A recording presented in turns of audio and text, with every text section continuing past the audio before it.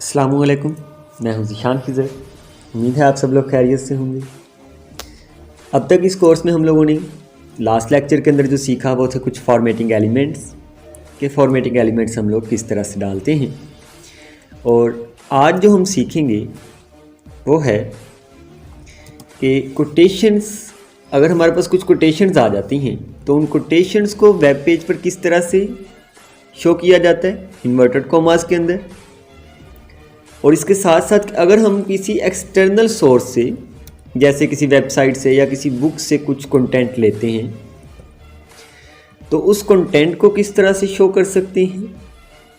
और उसके साथ साथ जो हमने सीखना है वो ये है कि HTML के अंदर हम लोग कमेंट्स किस तरह से डाल सकते हैं। तो आइए हम लोग इसे शुरू करते हैं।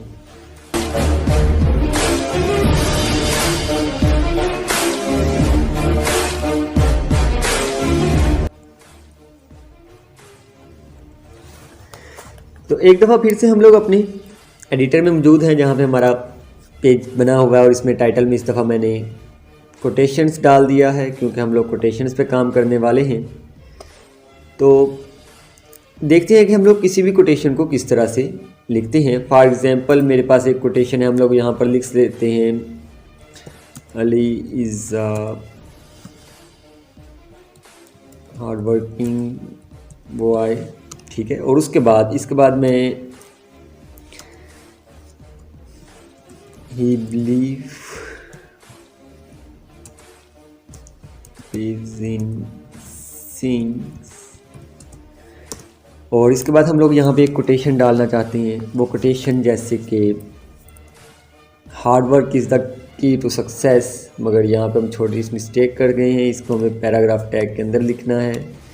ओके देन, और इसका क्लोजिंग टैग भी अभी डाल दें। ओके हो गया, ठीक है।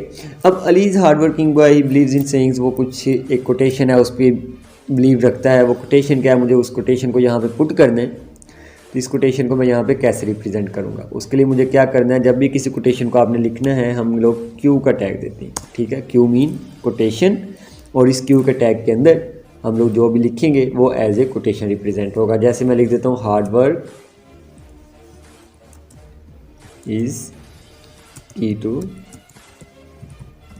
सक्सेस, ठीक हो गया। तो ये हमारी कोटेशन है। इस कोटेशन को हम लोग रिप्रेजेंट करवाना चाहते हैं तो किस तरह से रिप्रेजेंट करवाते हैं, Ctrl+S से सेव करेंगे।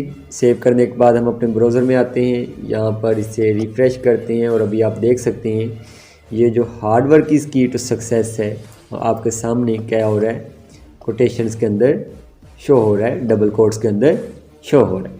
क्लियर हो गया।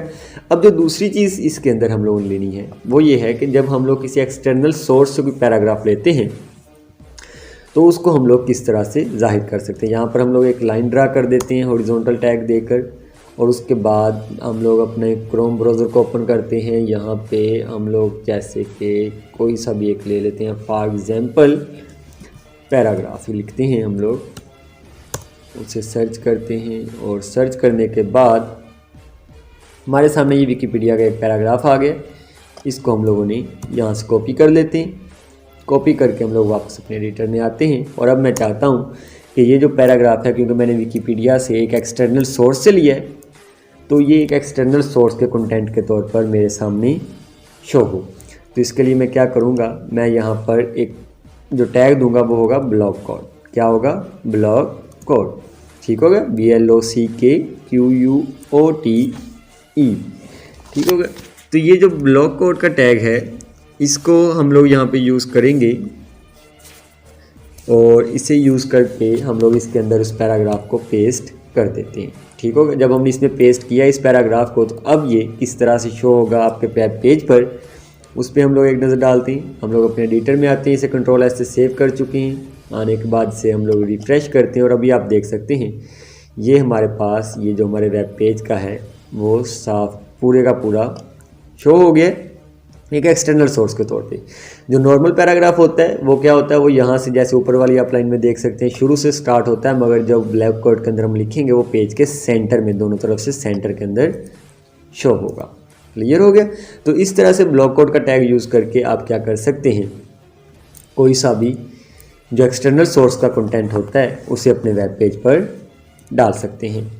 इसके बाद अब एक चीज़ और जो हम लोगों ने सीखनी थी वो ये थी कि कमेंट किस तरह से इसमें डालते हैं। जैसे मैं यहाँ पे एक कमेंट देना चाहता हूँ। कमेंट के बारे में एक चीज़ बता दूँ, कमेंट आप जो भी देंगे यहाँ पे कमेंट के सिंटैक्स के अंदर, वो आपके वेब पेज पर शो नहीं होगा। कमेंट का पर्पस जस्ट ये होता है कि आप कुछ चीज़ों को याद रखना चाहते हैं या फिर आप चाहते हैं कि आपके पास जो बंदा भी आप कोड को पढ़ता है उसे ईजिली अंडरस्टैंड कर सके, तो उसके लिए हम लोग क्या करते हैं, कमेंट डालते हैं। कमेंट के लिए आप लोग ये वाला सिंटैक्स यूज़ करेंगे, इसके बाद 2 डैशेस और आगे आप जो भी, जैसे मैं यहाँ पर कमेंट लिख देता हूँ, इट्स माई पैराग्राफ, ठीक है।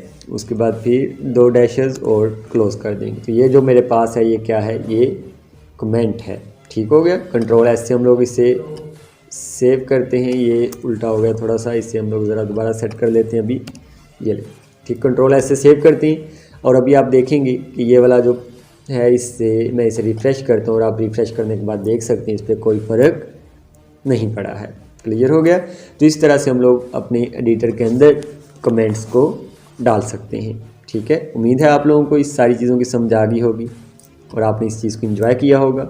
हम आपसे जल्दी अगले लेक्चर के साथ मिलते हैं। तब तक के लिए अल्लाह हाफिज़। अल्लाह निगहबान, अपना ख्याल रखिएगा।